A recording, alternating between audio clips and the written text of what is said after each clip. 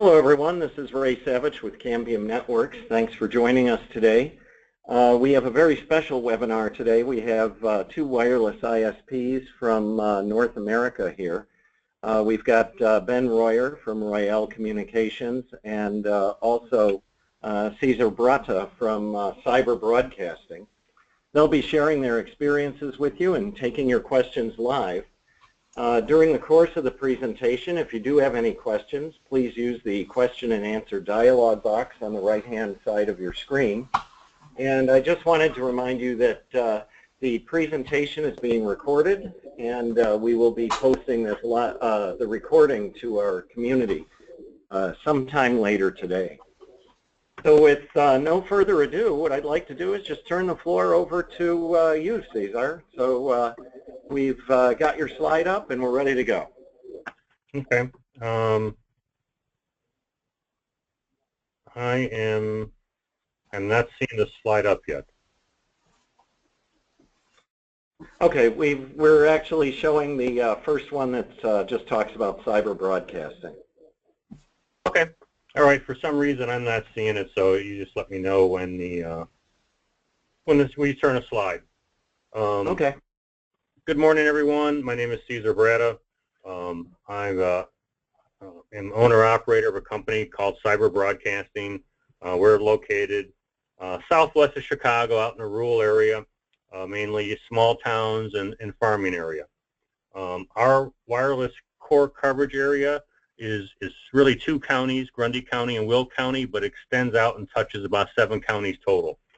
We have approximately 2,000 wireless internet customers. We also do satellite television sales and service. We're a Dish Network, both a retailer and a private cable operator under Dish. We provide VoIP services for both residential and business.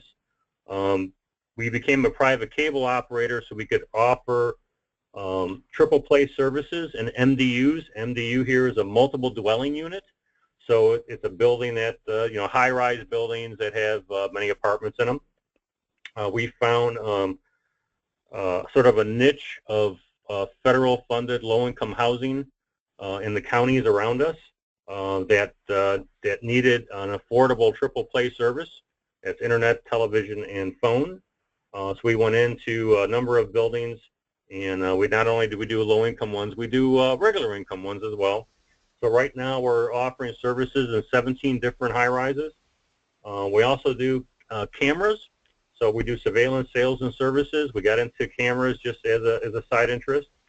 We also do access control and cellular repeater sales and services. So our main business is to be in the internet service provider. And as we got into it and started working with especially business customers and residential, we found people needed other services as well, and that got us in the cameras and access control and cellular repeaters and things like that. So we're pretty much expanding any technology that seems interesting, but it always plays off our internet service. Next slide, please. Okay, it's up. All right. My personal history is I retired early out of corporate America and moved out of the yuppie suburbs and tried to come down to a rural area to enjoy my retirement, and I found there was no internet. So probably like most of the WISPs on the phone that have started from scratch, it would provide yourself and your neighbor's internet. I started exactly the same way. I didn't know what a WISP was.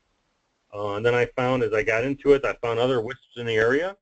I basically purchased 3 other local WISPs and just started expanding into all underserved areas. And as I hit a border where I found another WISP, I sort of stopped expanding. And I started forming alliances with all the WISPs around me to basically sort of coordinate frequencies and work together and pass each other customers and sort of just become sort of a community.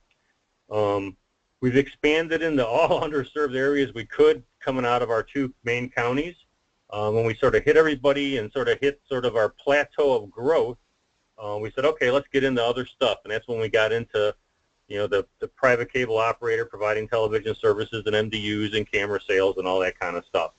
So we sort of are landlocked, so to speak, in our expanding directly out of our core area, and we've done some other stuff that I'll talk about in a later slide, but that's sort of the history of our company. Next slide, Ray.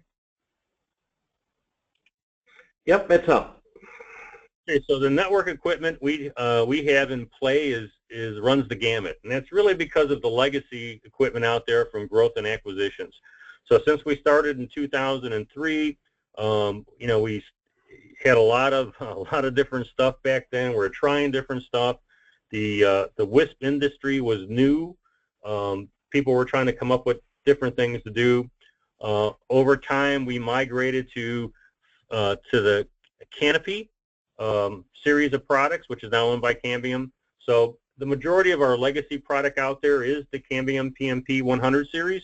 We still have some other old stuff, and as we come across opportunities to remove it, we do and replace it with Cambium.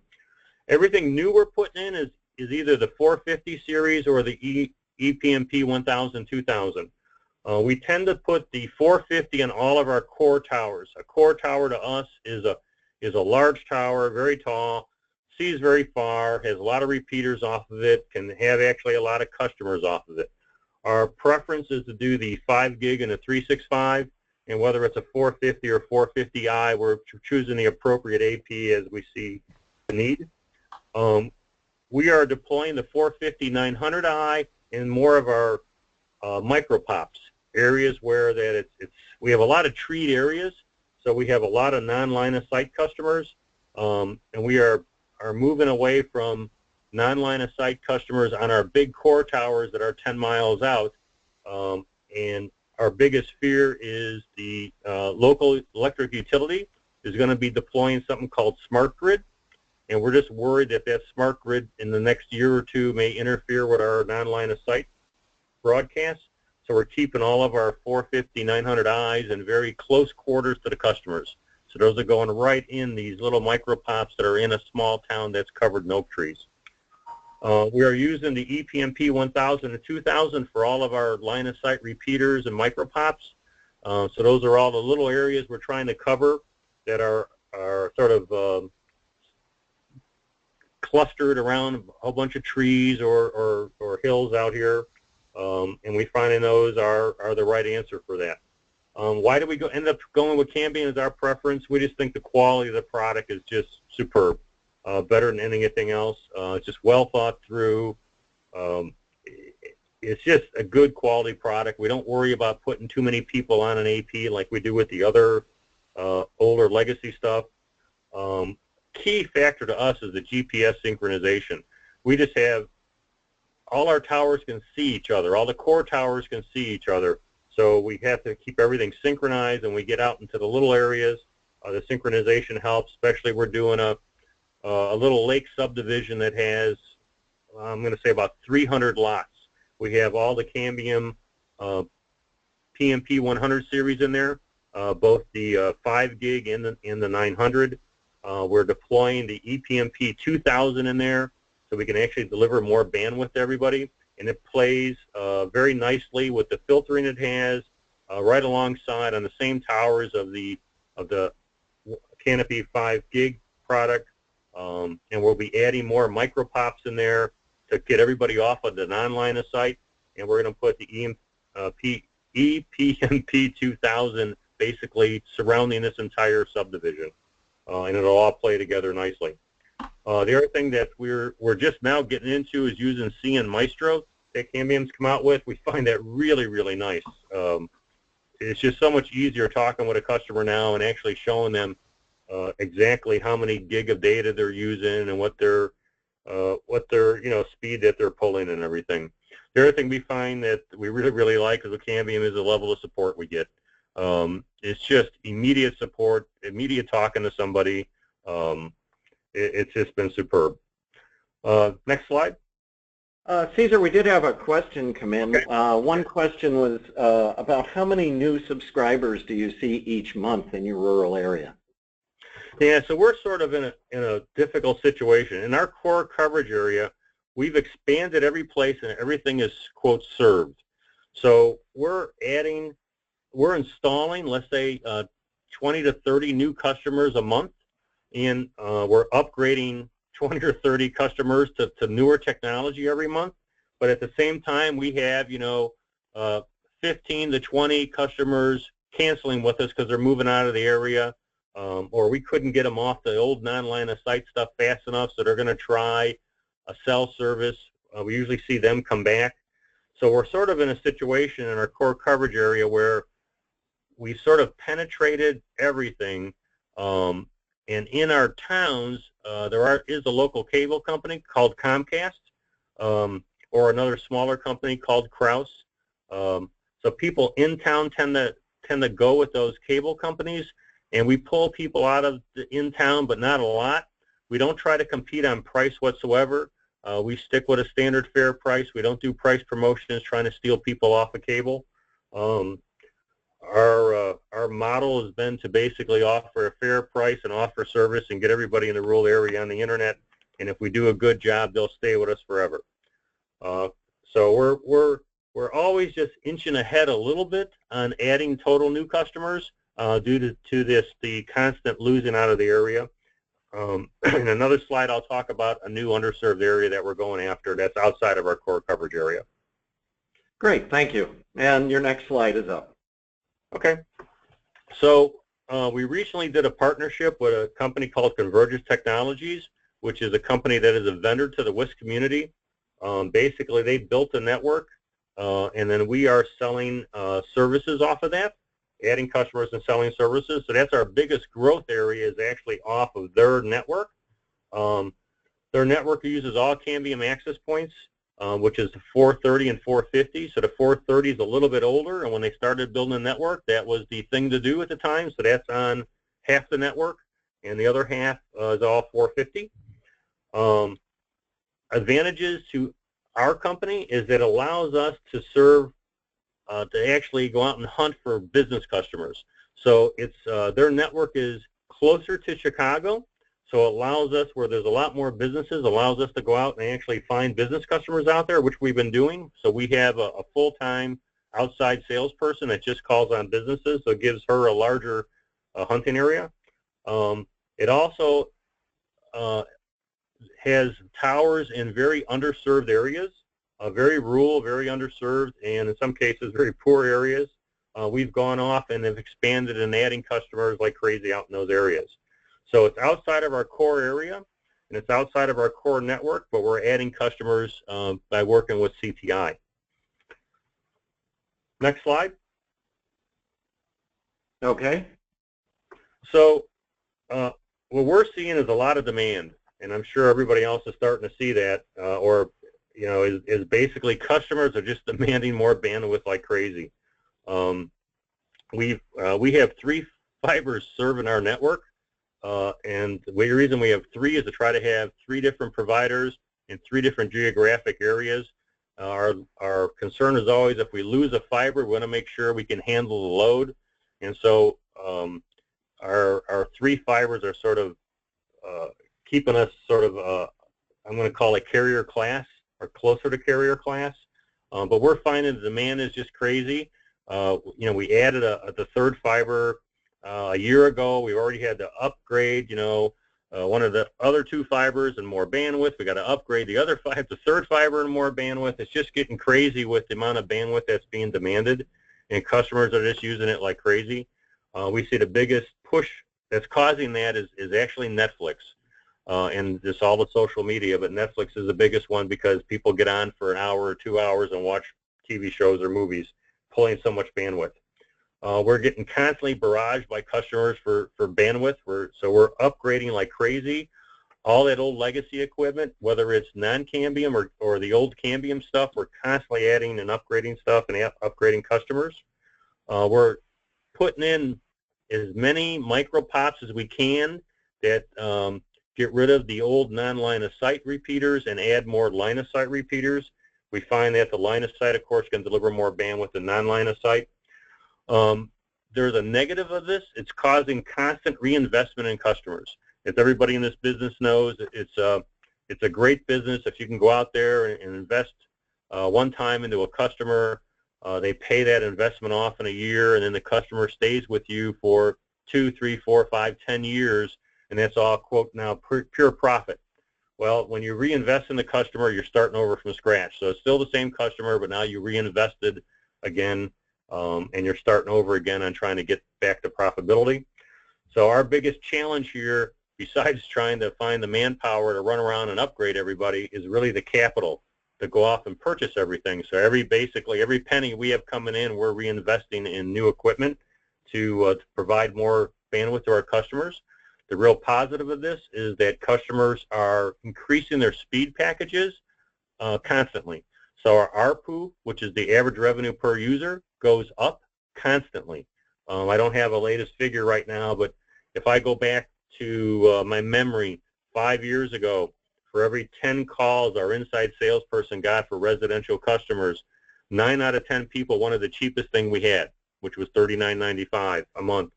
Now, 9 out of 10 customers that call in want to know what's the fastest thing they can have, and they don't care about the price.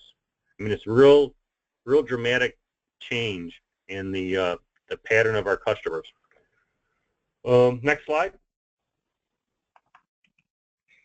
Okay, it's up. Okay, so Ray asked me to, if I could just say, if I had, looking back, what would I wish? I had 2 wishes. One is I wish I would have been smart enough to be able to predict this extraordinary customer demand for bandwidth. I would have done things differently. I would have basically overbuilt the network, which is wish 2. I would have overbuilt the network because we are constantly upgrading backhauls and fiber to supply this additional bandwidth. So we'll go out and over time, as we built out our network and added more towers, it was, very, very casual. Well, we need another backhaul over to this tower, and yeah, we'll just put in a 20 meg backhaul. And then, it doesn't take very long. We're upgrading that. We're doubling again and doubling again and doubling again. It's like we can never predict accurately the size of these backhauls that we need to put in. We're adding licensed backhauls where we feel necessary coming off the fiber drops, and we're already upgrading those licensed backhauls because we're blowing through that as well. So looking back, I wish I would have been able to predict this incredible demand. When we first started this in 2003, customers were just basically excited and ecstatic that we got them off of dial-up, and we got them half a meg or a meg or a meg and a half. And now if they consider, a meg and a half basically dial-up speeds, they are just constantly wanting more. So looking back, that's where I would have made wish I would have made some difference in my decisions. So next slide. Any questions? Yeah, we did have a few come in, but I'd encourage our audience to use the question and answer dialog box. You can ask your questions there as well. One question came in is, what is the percentage of business customers to residential customers? We're running, because we're in a rural area, there's not a lot of businesses, we're running about 80% residential, 20% business, and that number is growing on the business side since we have a full-time business person off basically knocking on doors, which I believe is the way, one of the many good ways to actually get new businesses. So we're doing mailers to businesses and flyers and stuff like that, but she basically goes and cold calls on businesses and it tries to establish herself as the person to go to help out for businesses. And once we get into a business, she may be selling them cameras to start with, and then it goes to internet or vice versa. So we give her sort of a portfolio of products to sell, and a lot of times we'll go knock on the door of a business, and they're really not interested in changing their provider for internet unless they have a problem or unless their costs have gone out of the roof. So in some cases, she'll knock on the door and they're fine with their internet provider, but their phone bill is out of whack. And we can sell them VoIP phones, and then we establish ourselves, and they switch to us for internet, or switch to us, add our internet as a backup service, because internet's becoming so important to them. So that our 20% number for business is growing ever so slowly. Every month she's adding 2, 3, 4, 5 business customers to our list. So I expect that to increase over time, but not dramatically because of the area of our core coverage. Great. And another question we had is, have you used any financing like rural utility service from the government? We have not. I just sort of a personal preference. I try to avoid borrowing money and I try to self-fund everything. So, and I think right now that's probably a detriment to our company that we haven't gone off and try to secure funding. So that's what I'm looking to do in 2017. And the biggest reason is to fund this capital reinvestment in equipment. I feel we need to roll out a higher bandwidth services faster than what we are, and I think we could pull off doing the manual work of going out and switching everybody and upgrading the towers, but really what holds us back is basically the lack of capital to go out and make huge amount of purchases all at once. So we're sort of every month buying more APs and more backhauls and putting stuff in and sort of holding off demand for the next month. I mean, we could upgrade many more towers today if I had more capital. So I think capital is our biggest restraint right now, and we'll probably look at doing looking for capital in the future here. Great. And one network operator asked the question, what type of structures, physical structures, and configurations are you using at your micro-pop locations? So, our core towers are typically water towers, grain elevators, communication towers, radio station towers, cell towers, things like that. Anything that's taller than 200 feet, we consider a core tower. We can do a lot with that. Then when we get out to the repeaters are become a lot more of the communication towers at some trucking business or grain elevators out in the country. And as we get into the micro-pops, we're going to much smaller towers that are at somebody's business or somebody's house. We're building these or we're using existing. And these are typically more of we call them TV tower type construction. They're Roan 25 type towers. Not very tall, not trying to get very far, but we're trying to service an area that is sort of isolated due to the terrain, which is typically trees in our area. So we're not going to someone that already has a TV tower. It might already be a 40, 50-foot TV tower they put up years ago to get TV service. Now we're turning those people into micro-pops. Great. One last question before we flip to our other speaker. How was your experience with Cambium equipment in near line of sight and non-line of sight rural areas? So we started with the Canopy 900 a lot of years ago, and we found it to do really great penetration in the near and non-line of sight. So we were putting customers on 10 miles away in our area. Now those customers that were 10 miles away, of course, were connecting to a core tower that's 200 feet or taller, so we have better sight. But we found that to work really, really well. We deployed a lot of it. Probably, I'm going to say 5 years ago, half our customer base was on non-line of sight equipment. And one reason for that, it was just easy. We could just run out there. I mean, a technician did not have to work very hard to try to find a line of sight spot from the customer's house. He could easily pop on a non-line of sight. The customer was happy with 1 meg or meg and a half, and that now is ancient history. So now the new Cambium 900 that we're deploying in these really tough areas and micro-pops, and it's replacing the Canopy 900, the older generation. The new 900i is really kicking butt. So where we were getting with the Canopy 900, the older one, 1.5 meg to somebody's house. And again, the product will do more. It'll do 3 meg. It's just sort of our own limitation, never to have anybody set to consume the entire AP bandwidth. We're now throwing up the 900i, and we're delivering 6, 10, 12 meg to these customers from the same locations. So we're seeing the 900i is really helping us solve the problem right now of customers wanting to be able to run Netflix. And it's working out really, really well. And we deploy it on bigger towers if it wasn't our fear of the ComEd smart grid coming out here. That's Commonwealth Edison, our electric utility. And once it comes out, then we'll be able to experiment and see what works. I've talked with another WISP in Southern Illinois who had his local utility come out and put in the smart grid.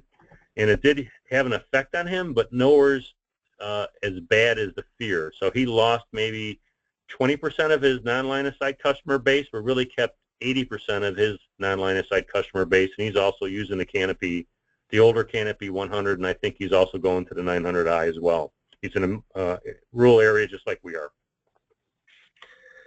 Okay, what I'd like to do now, we have some other questions for you, Cesar, but I want to make sure that we have plenty of time for Ben. We'll get to everybody's questions. Thank you very much. And our next speaker is Ben Royer, who is the CEO of Royell Communications. Ben, are you with us? Yep, I'm here. Great. So thanks for having me on this morning. And I don't know if you got my slides or not, but if not, I'll just follow along with them here locally. So, but for everyone's viewing attention, you can at least see me. So if it was as easy as just after Cesar's great presentation, I could just say what he said, then we could go straight to questions. But I'll give you a little bit of information about our company first, so we don't have to do that. As Ray said, I'm Ben Royer. I'm with Royell Communications. We're a WISP in Central Illinois, kind of closer to the southern parts. We started, and much of this is going to sound a lot like what you just heard. So we started our WISP back in '99. Well, we started as an internet company back in '99, I should say, out of demand.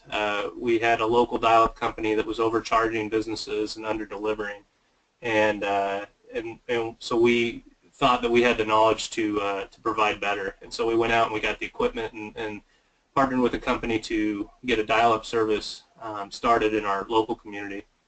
The demand for a better provider was so high, we immediately started to take all the customers from our competitor at the time and essentially put them out of business by providing just a better dial-up service, if you can imagine that, and better support. And so we've built our company off of that mentality. And so since April of '99, when we started with 56K dial-up, we have now grown to just over 5,000 customers. We're offering wireless broadband in roughly 7-county area, and we have over 80 tower sites throughout that area. Most of this growth has been achieved through, Cambium. Yeah, there you have the slides now. The Cambium Networks equipment, and I'll talk a little bit about that as we move forward. But to give you a little bit of perspective of our coverage area, I think that's the next slide. So our coverage area is, like I said, this is just a quick screenshot off of Google Earth, and I didn't get the circles on there, but you can kind of see the area. You can see Springfield, Illinois there. It's kind of at our northeast border, and those little pins are our sites with different technologies on them. I don't know how clear that is to read for everybody. But as I said, we have roughly 80 tower sites. Some might not be on this list. Some are micro-pops, as Cesar said. We typically have the same model. So we have core towers that, that's kind of our main sites with heavy client loads. And then we have some subsidiary, what Cesar was referring to as micro-pops. We have something similar to that. We don't go necessarily down to the residential level micro-pop, but I'll talk a little bit in depth on that. So you can see there that we cover a pretty big area. So we've been able to do this. We've been able to grow, as I mentioned before, with Cambium gear. And we started in '99 with dial-up. In 2001, we actually went to Cisco. We saw that there was an increased demand for bandwidth. The dial-up wasn't cutting it. People were starting to use the internet for more things, whether it be research or Streaming video wasn't exactly a thing then, but we were on that leading edge of demand.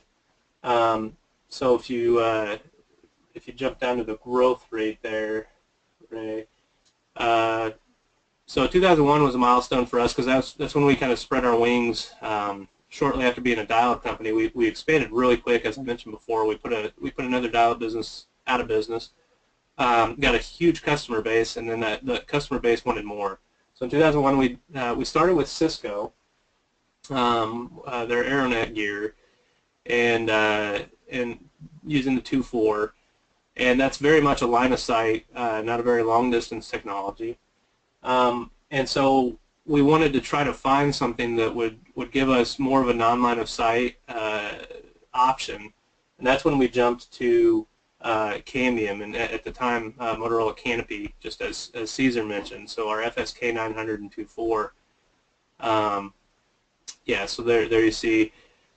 As the demand went up, we found that even the Cisco gear wasn't good enough. It wasn't getting the penetration we wanted. It wasn't delivering what we wanted. So when 900 came out, when the FSK 900 came out, it was a godsend. I mean, we were able to go and swap complete tower sites over, and customers were just thrilled with 1 meg service.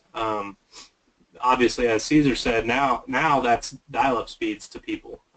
They think that it's worse than dial-up on 1 meg, so not a lot of people remember what dial-up was, I'm guessing. But as you can see there, yeah, there we go. So we used the FSK model to really grow organically. So as we got FSK customers, we would find another site that really had high demand. We would go and deploy a new site in that community. We would gain a large sum of customers, and then go to the next community. So we were very much this kind of machine that was driving its own progression. We had a very unique opportunity to work with the PMP 320 WiMAX. We did a state project that was part of some rural broadband funding. We had a company out of Kentucky that came up and saw that we were a very prominent provider in the area, and they decided to work with us instead of against us.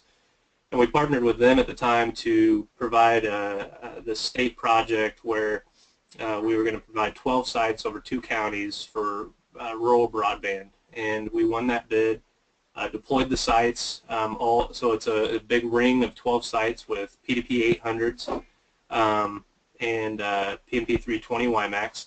And when we deployed that, we've since grown that network to, we got it up to its largest around, I want to say, 2,700 clients. So it was a very substantial network. But now we're starting to, start getting competitors on our edges that are also using 365, and we're wanting to provide more bandwidth to clients and better coverage. So we did the same thing Cesar did, which was we started implementing ePMP 1000 and PMP 450. We're now into the ePMP 2000 product line and Medusa 5 gigahertz. And the next great things that Cambium will come out with. Again, this demand has grown so much for end users, as I mentioned, and Cesar said the same thing. Using a 1 meg or 2 meg or 3 meg plan, that works for the grandma and grandpa that want to get on Facebook and talk to their family. But the average user now is getting rid of their TV service, and they're going to all streaming services. They're going to YouTube or not YouTube, Netflix, Amazon services. There's so many out there that the demand just keeps going up and up and up. So we're doing the same thing Cesar's doing, and my wish is also the same thing as Cesar's, which is plan for better bandwidth earlier. And if I could wish some of this equipment to be available to me years ago, that would have been also very nice. But I understand as technology grows. So, but our biggest challenge today, right now, is building out these backhauls to feed the networks that we're putting up. To give you an example of that, just last year we put up just a couple EPMP 1000 sites, and they're in very rural communities. We didn't expect a high take rate, but in less than a year's time, one of the backhauls that we were using to feed it was just an EPMP backhaul. It was getting, you know, just right around 100 meg.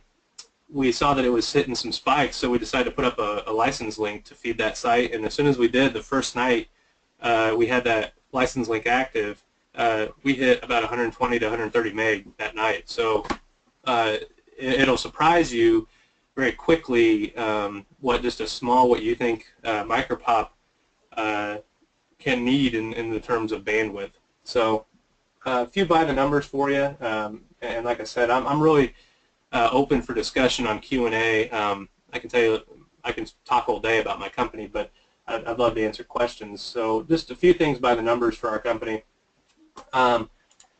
So our customer base, like as I mentioned, we're just over 5,000 customers. And the last point I want to speak to that.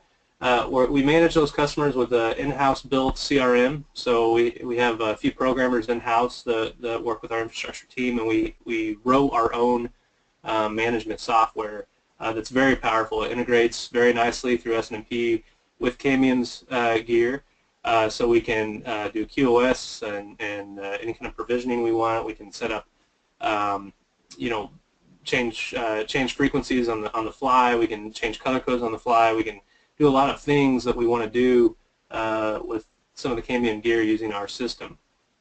But we also have been using Maestro quite extensively. We have over 2,000 units in Maestro now that we're monitoring, and it's working great. We're loving it. We're loving the growth of that product. So having a good management system is key. You definitely want to make sure that you have something that is easy to use and is functional and gives you the tools that you need to support a network. We're doing this with 20 staff members. We have 6 full-time installation technicians right now, 12 vehicles total in our fleet. Of those 12 vehicles, we have you know, some smaller utility vehicles, Tahoes, things like that our infrastructure team can use. We have a large bucket truck that we actually go out and install TV towers at a customer's house if they need service. So if they're out in the country and can't get a signal anywhere else, we'll go install a tower for you and get you a signal. Do what we have to do to get a signal. So our growth, the growth rate just in this past year has increased almost 400% with some of the new sites we've put up. So to put that kind of in perspective, you know, I know that sounds like a huge number, but with churn in our area, we have a lot of competition. We had a cable company come to town offering faster speed plans at lower rates than what we were able to offer at the time, and so they took some of our customers away. So there's a certain level of churn there. But with the new EPMP 2000 and 450, we're able to offer faster speed plans now. Our rates have never gone up since we started our business. They've only gone down. And we've kind of built our business around the local support that we offer. And a lot of our customer retention is based off of that. They know that we're local. They know that we're right down the road, and they're going to call us and get us. And so our churn has gone way down. And in the past year, with some of the new sites we've developed, our net gain and growth rate has increased substantially because of that. And so I can directly attribute that to the new technology offerings that Cambium has put out and our ability to develop these new sites very quickly and bring service to a town that's in high demand. So I know that's kind of just a lot of garbled information, and I apologize, but for the most part, you know, I wanted to give everybody an opportunity to ask questions that you might have. I know Cesare and I are very much alike in the sense of our companies. We both are, you know, Cambium houses, and it sounds like we both have grown very organically. Although I have had the opportunity to take advantage of that state project, but other than that, we've been fairly organic in our growth. You know, I'd be happy to answer from my WISP perspective any questions that you might have. So with that, I'll open it up for questions. Okay, thanks everybody, and don't forget you can submit your questions by using the dialog box on your screen.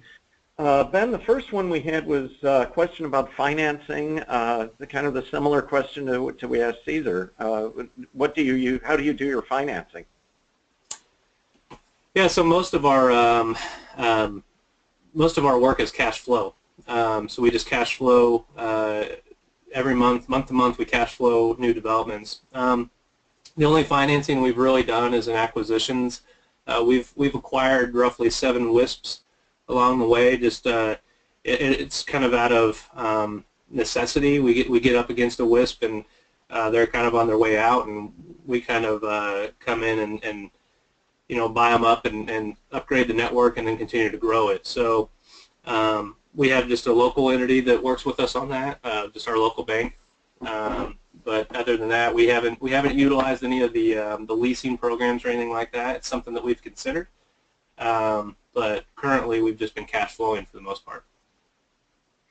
Okay. When you're looking for a WISP to acquire, how do you know when it's going to be a good acquisition? That's a good question. We've definitely got a couple that maybe on the surface didn't look good. What we're looking for is coverage area.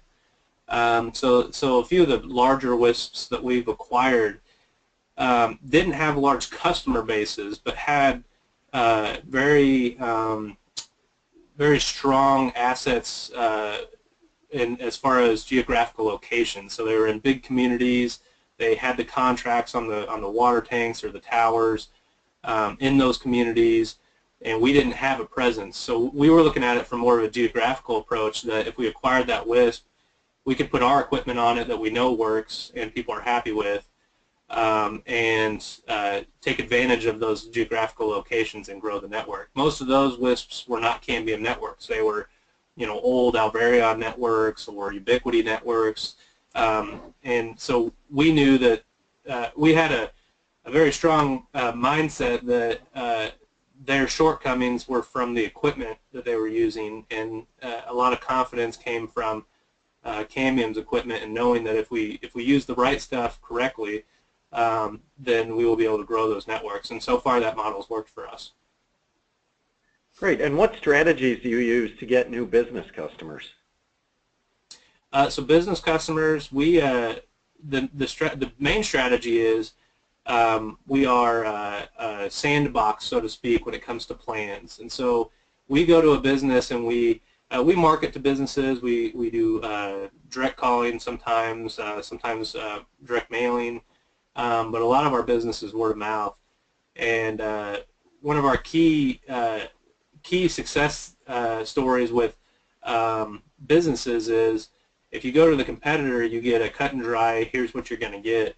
But with us, we'll work with you. So a lot of businesses and schools, they don't know what they want. They don't know what they need. They just know they want it to be fast and they want it to work. And so a lot of times what we do is we sit down with them and we say, what are you doing? What do you need to do? And we develop a plan and do a direct backhaul to that company and say, we'll let you run wide open. Let's see what you're doing, see what you need, and then we'll throttle it down accordingly and charge you accordingly. And that business model, businesses really like that flexibility. They like the ability to go, I don't want to have to pay to get 100 meg or 200 meg or 300 meg if I only am using 20. So I think the personability of our company is what really drives our success, especially with businesses. Okay, and Ben, one last question before we open it wide up. Do you use 900 megahertz, and if so, how is it working with utilities and smart grid? So that's an excellent question also, and I can't speak as positive about 900 megahertz as Cesar has, and that's because we use a lot of 900. So we're down to about 800 clients still on 900 FSK, which is a pretty large number, but it used to be a lot larger. Unfortunately, our utility companies in the area have been aggressively deploying 900 megahertz smart meters. And when they first deployed them, we the 900 canopy was getting tore up. It simply would not work. Our clients were dropping off. We've since been able to start to open a line of communication with that utility company, and we're actually to the point where they're now coordinating with us on using their smart meters. And what I mean by that is when their smart meters work day to day, there's no interference. 900 works fine. But they push firmware updates fairly regularly to these devices, and it's the firmware updates that start to interfere with your network because all the units are broadcasting at the same time. And that creates a big problem. In one community, you might have 3,500 access points all turned on and talking. So we've been working with them. We've been trying to coordinate those firmware updates in low usage times and things like that, which has helped. It's definitely helped quite a bit. But what we're seeing is if you're on 900 FSK, and as Cesar mentioned with the other WISP he was talking to, some of those clients just have to come off that service. They have to go to a different service. If you have a good strong signal and you're beating the noise floor, that's the key, then you can work around it. So we've deployed a little bit of 900 450. So we have some 450i 900 in the air. It has been working through some of the smart meter interference. But again, I think there's a threshold there. So you have to be able to defeat the noise floor. So if your signals are strong enough, and Cesar has a great mentality, if you use a micropop deployment and you have very strong signals, then you're probably going to overcome any smart meter interference that you might run into. Great, and okay, now we'll start with questions for both of you, and I'll let Cesar probably go first. One question here was on when deploying PMP 450i at 900 megahertz, do you use sectors or an omnidirectional antenna? Good question. So the 900i is a dual polarity omni or dual polarity AP. So we're currently putting the 900i at existing micropops where we have the canopy 900. So we have to do some fancy footwork in order to fit everything up there. So because you can't shut off all your customers on one day. So we have to reconfigure the tower equipment, which is typically 4 sectors of 900, configure it into an Omni, and then install the 900i in an Omni configuration so we can start migrating customers over. Once we hit a certain threshold point, we can force the older 900 customers off and then switch out the 900i Omni to sectors. So it's sort of a little bit of a transition game of moving people over. We started on another one of our existing towers in a heavy area, and we went ahead with just a 900i with a sector pointing in one direction where we have a huge majority of the customers. So the goal there is to move them all off the old stuff, and it's onto the 900i, and then we can start reconfiguring that tower. So it's a little bit of a game of coordinating the frequencies you're using on those towers and being able to add in a new 900 frequency, a new 900 equipment, and migrating customers over. We typically find every customer we talk to is generally pretty happy to switch to higher speeds. There's always a couple of customers that are happy with just doing email. They're happy on the old stuff, and those are the last ones you do that you end up forcing them over. You typically do it for free.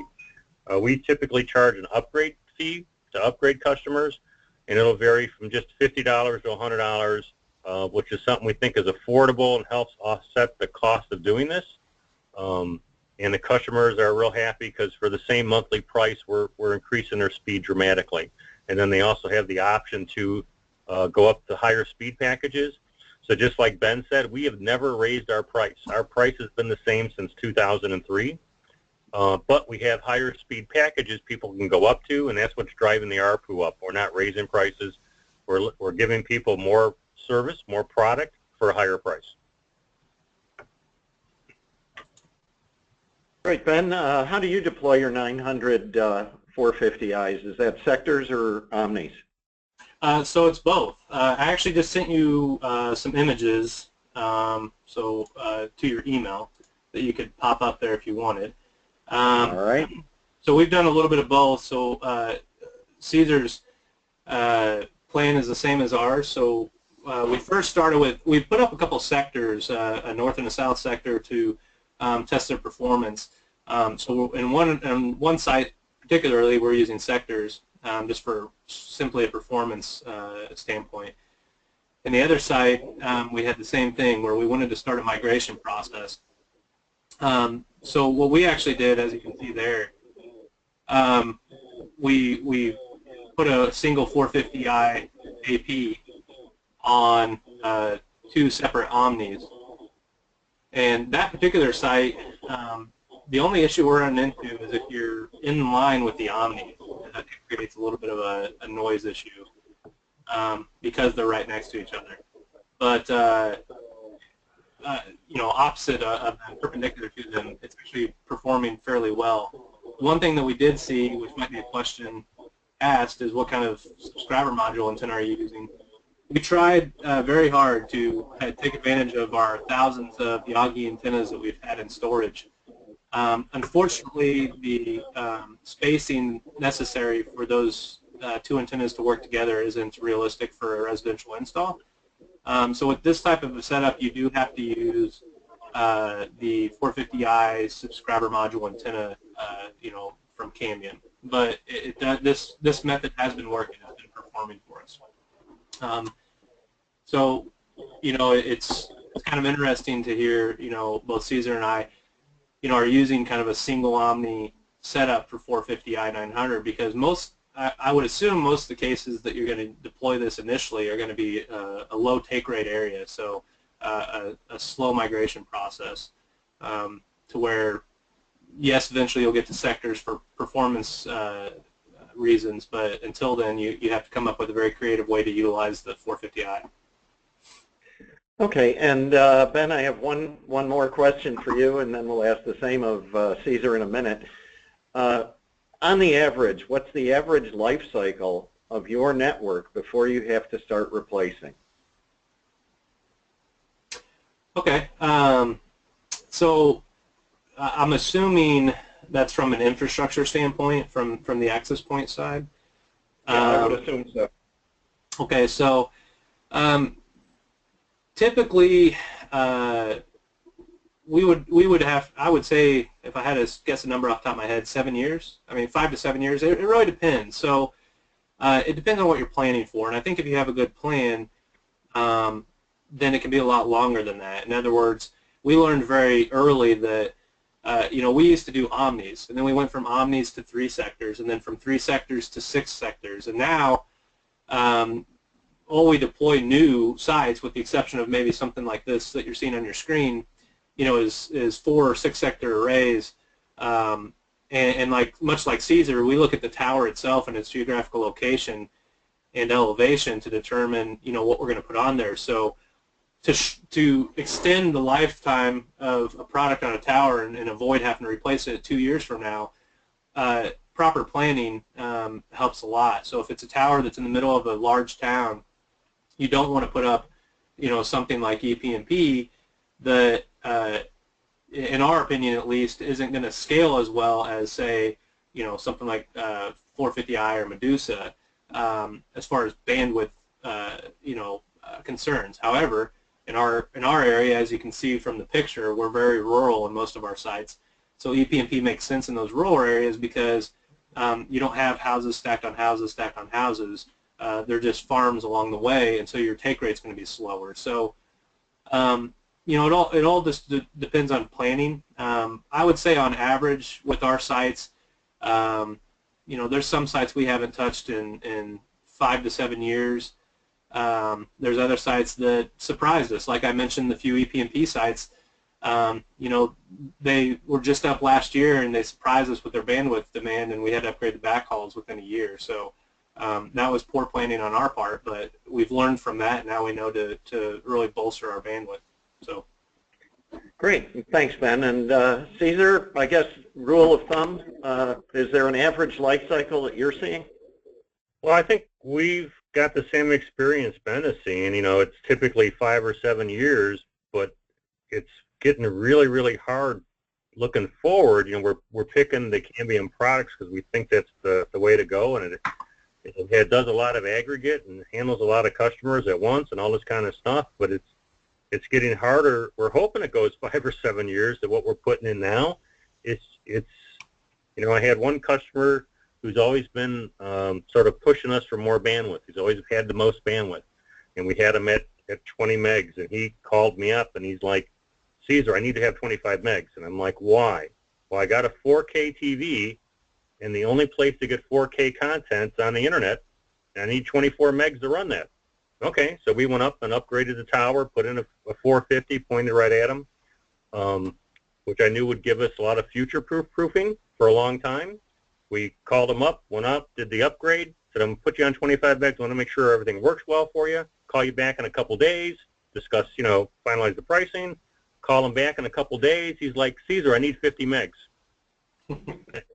And I'm like, why? Well, I'm going to have, he's a computer geek, and he's going to be watching a 4K internet show, and he's going to have all his friends over, and they all want to be on their laptops doing stuff at the same time they're watching a 4K movie. I just did not see that coming. And I'm aware is that when everybody goes to the TV stores now and they see these beautiful 4K TVs with this awesome picture, they're all going to buy it. They're going to get home and they're going to find out their cable company or Dish Network or DirecTV doesn't have any 4K programming, and they're all going to be beating up us WISPs for more bandwidth. And while that 4K movie's pulling, it's 24 meg, they're going to want to be doing Facebook and other stuff in the house. I'm a little worried on. I think the 450 is a great product to allow us to get there, but yeah, I think as Ben's rolling out Medusa, which I don't have quite the number of customers on, maybe 2 towers where I could do that. So I'm interested to see how Medusa does for Ben. But I'm thinking I'm going to have to go to Medusa just to get that bandwidth out to those customers as they all buy their 4K TVs, and the 2 parents and the 2 kids all have, their cell phones and their iPads and their tablet, their laptops all going simultaneously. So my worry is that the bandwidth demand is going to blow us out of the water a little bit. Great, and I understand that that's a common concern for all the WISP because it affects how you size your business and what strategies you select. I'd like to thank both of you and invite you back in a year so we can see how you're holding up against increased demand. So once again, I'd like to thank Ben Royer of Royell Communications and also Cesare Bratta of Cyber Broadband. We have recorded this session, and it will be posted on our community. And if you have any additional questions, and I can see there's a couple coming in about 4K TV, we'll be able to address those questions on the Cambium community sometime later today. We'll have this posted.